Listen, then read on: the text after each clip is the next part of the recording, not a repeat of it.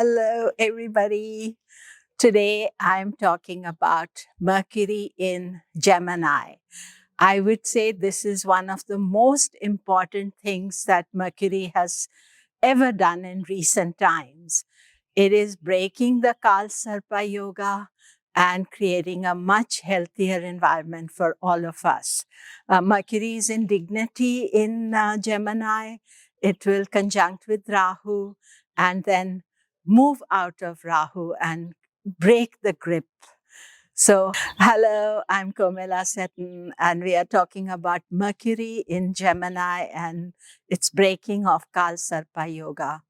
I am actually recording this by popular demand totally in my garden, and you can see the bougainvilleas blooming and the summer is about to come. So I hope you enjoyed this recording, and do remember to subscribe and press the bell notification. So it is on 24th of May that Mercury goes into Gemini and remains there till 1st of August, because Mercury is going to retrograde in Gemini and then so has a long stay in Gemini.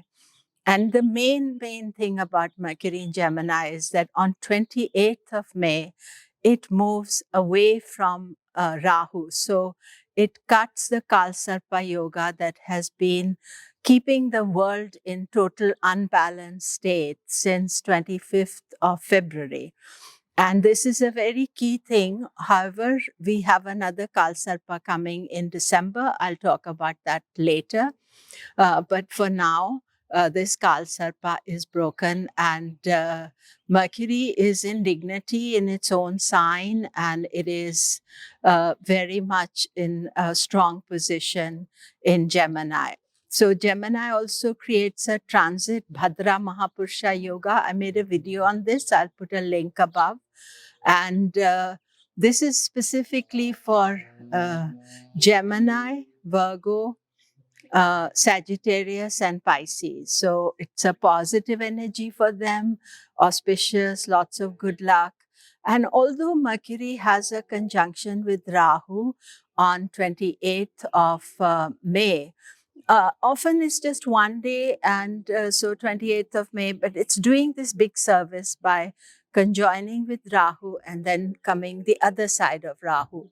It will not stay very long there, but it will move out of there, and we will see a much easier energy and more balanced energy, because the moon has been breaking the Kal Sarpa, but no other planet has been breaking. So Mercury will be out of this. And then you can think about Mercury as our intellect, and the intellect creating a much more positive thinking, and our great scientists who are working on a vaccine and other people who are working to try to intellectually find the reason behind and how to deal with it.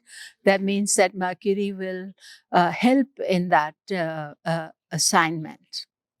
So Mercury will, however, go retrograde and also combust with the sun. Creates on 17th of June to 12th of July. But from 17th of June to 25th of June, 4 planets are retrograde. So even though Mercury has broken the Kal Sarpa yoga, we have to still be conscious that there's quite a lot of unsettled energy in June. There are 2 eclipses. I'm making a video separately for them. There's 2 lunar eclipses, one in July, one in June, solar eclipse as well. And then during that time, from 17th to 25th, 4 planets maximum that can be retrograde at a given time are retrograde. So we have to be very conscious that we are not thinking all wrong things, or we are feeling very unsettled, and our overall, attitude is, okay, we don't care, think outside the box. So be very cautious around that. Restrained, I would say. It's not a danger situation, but it is a requirement of us to be restrained during this time. And so also to remember that, and Mercury retrograde, always whenever it retrogrades, we are thinking about how, we our communication is a bit messed up, and what we are thinking, appointments, all those things. But Mercury is in dignity. And luckily, it just has one conjunction with Rahu. Even though it retrogrades back, it will not conjoin with Rahu. Mercury will be combust from 22nd June to 7th of July. So just watch out. You can get over thinking, burnt out, especially Gemini, Virgo. They need to watch out for it. And but despite all these other issues, I would say that the big thing of this transit is our celebration that the Kal Sarpa Yoga is broken, and we are no longer controlled by Rahu. And Rahu also moved out of Ardhara. It was in Mrigasira.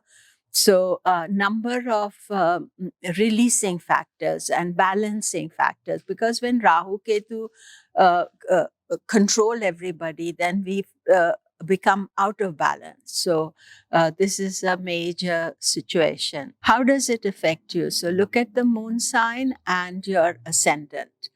I always pay a lot of attention to the ascendant, so don't ignore that.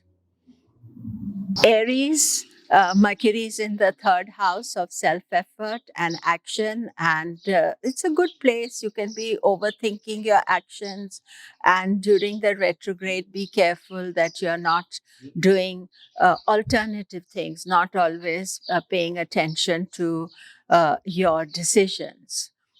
Taurus, Mercury is in the second house. It's the house of money and finances. And so be cautious and careful around the finances.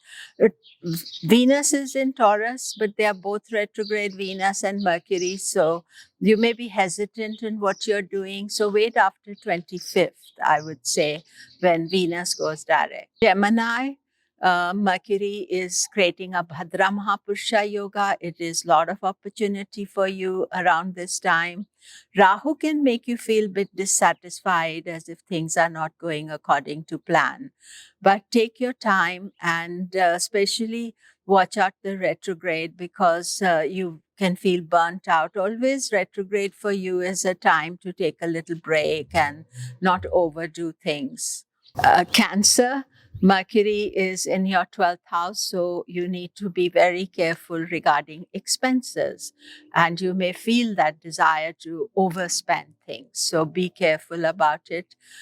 Leo, this is a good transit for you. 2nd and 11th house, they can be financial, positive news. However, this can also make you take some risk with the money, but be cautious about how you invest. And also, earnings can be strong despite all the different disturbances that are there.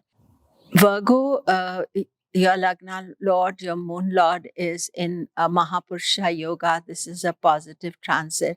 But it also can seem a lot of responsibility on you, because Mercury is breaking the Kal Sarpa Yoga. So you can think all the responsibilities on me and how to deal with it. But I would say many opportunities are there.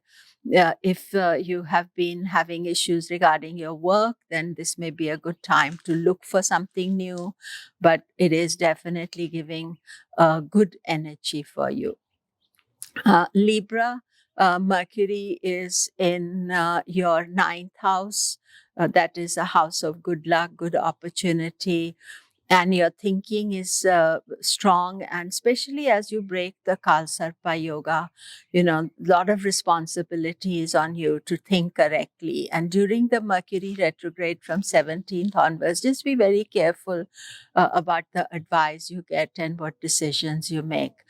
Scorpio, this transit is for you in the 8th house. 8th house is house of transformation and change, but it can also bring some unexpected funds to you and opportunities. But it is not the most major transit as far as Scorpio is concerned. So just to be careful about the choices you make. Sagittarius, It is a Bhadra Mahapurusha yoga for you as well, 7th house ruler in the 7th house. It is strong energy, relationships, partnerships are supporting, and it can also have a good effect professionally for you. Whenever these yogas are there, they are short term, it's a 2-month long yoga, but it is bringing opportunity for you. Just watch out for the retrograde, and especially that from 17th to 25th, when all the planets, including your ascendant ruler, is retrograde.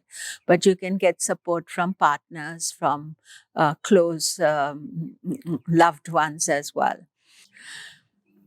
Sagittarius in July, end of June. Sagittarius in end of June, Jupiter comes back to Sagittarius in your ascendant, and Mercury is in the 7th house. And this can be very positive for you. Capricorn, Mercury is retrograde in your 6th house, not the best place for it. And it can be that you are thinking a wrong way, and also there can be opposition to your ideas. I would say that go carefully, don't be in a rush to do anything. Your ascendant ruler is also retrograde, and so do watch for that. But the Kal Sarpa breaking is good news for you and everybody else as well. Aquarius, Mercury is in the 5th house, very creative, lots of ideas, lot of thinking outside the box, good opportunities, and you will feel, fond of information, and that is good. Just the retrograde, everybody has to watch the retrograde, and otherwise Mercury brings a light, happier energy for you. Pisces, you are experiencing the Bhadra Mahapurusha yoga in the 4th house of home, happiness. You've been feeling quite unsettled about your home because Rahu has been there, and now Mercury becomes dominant and starts controlling the situation. And especially after the Kal Sarpa yoga is there, you'll feel a lot better. But all the planets, especially from 17th to 25th, are retrograde. So we have to be very restrained around that time, and also because the eclipse is taking place on 21st. But otherwise, can be a really good transit for you, because Jupiter in early July will come back into Sagittarius as well. So this will help you, but also Sagittarius. So thank you very much. I hope you enjoyed this outdoor, and I hope to do some more. There's a lot of noise here, and I hope that didn't disturb you. And so do remember to subscribe, and thank you very much.